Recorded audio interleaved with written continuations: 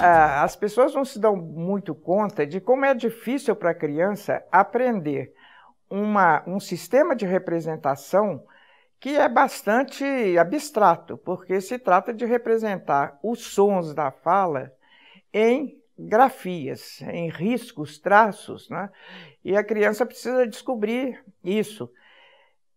Para que ela vivencie esse processo, é necessário que o professor entenda esse processo, como é que esse processo se desenvolve na criança, como é que ela vai construindo esse conhecimento desse sistema de representação tão complexo, tão abstrato.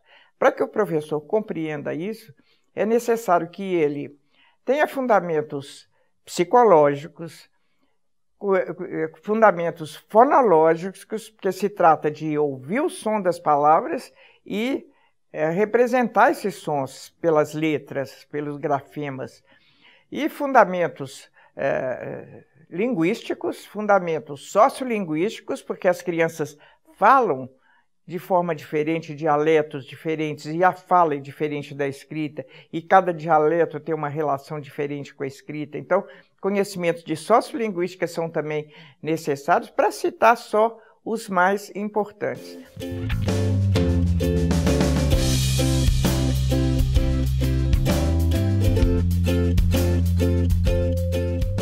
A formação do professor alfabetizador normalmente não contempla esses fundamentos. Isso aparece claramente na compreensão que as pessoas costumam ter do termo alfabetização. O termo alfabetização costuma limitar para as pessoas o que se faz quando se leva a criança a aprender a língua escrita. Eu até prefiro um termo mais amplo, que seria aprendizagem inicial da língua escrita. Porque essa aprendizagem inicial da língua escrita envolve dois processos, a alfabetização e o letramento. O que vem a ser uma coisa e outra? A alfabetização é o processo de aprendizagem do sistema de representação dos sons da fala, ou seja, como transformamos os sons da fala, os fonemas, em letras ou grafemas. Mas não é só isso, não basta a criança aprender a codificar e decodificar, vamos usar esses termos, né? Que vai levar a criança a dominar a língua escrita, porque a língua escrita serve para alguma coisa. A língua escrita existe na humanidade para quê? Para as pessoas interagirem, para registro da memória, enfim, para funções sociais. Essas funções sociais, essa aprendizagem das funções sociais da língua escrita é o que se chama letramento. Portanto, a aprendizagem inicial da língua escrita envolve estes dois processos. De um lado, o processo de aprender a ler e a escrever, e de outro, o processo de desenvolver as habilidades de uso da leitura e da escrita, no contexto social e cultural em que as pessoas vivem.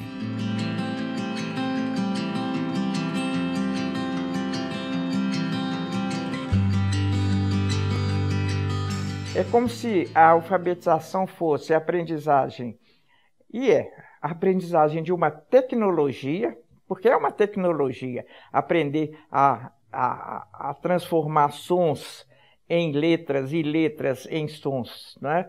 E aprender até como é que se usa essa tecnologia. É preciso saber usar o lápis, segurar o lápis, não pôr pressão demais no papel, senão rasga o papel, que a gente escreve de cima para baixo e da esquerda para a direita. Então, são elementos de uma tecnologia que é a alfabetização. E que tem processos próprios, são processos próprios, cognitivos, linguísticos, que orientam essa aquisição dessa tecnologia que é a alfabetização. Por outro lado, o letramento, que é aprender a produzir textos, a ler e compreender o que lê, a ajustar o texto que escreve para quem escreve, em que contexto escreve, com que objetivo escreve, né? E saber identificar e lidar com diferentes gêneros de texto. Isso é letramento, são processos próprios, diferentes dos processos de alfabetização. Os dois processos são distintos, são específicos, com bases cognitivas e linguísticas específicas, mas, ao mesmo tempo, na aprendizagem inicial da língua escrita, eles devem ser contemporâneos, né? Eles devem atuar ao mesmo tempo. A criança se alfabetiza num contexto de letramento e a criança se letra ao mesmo tempo se alfabetizando. E é importante que os alfabetizadores e as alfabetizadoras trabalhem com esses dois processos ao mesmo tempo, mas respeitando a especificidade de cada um deles.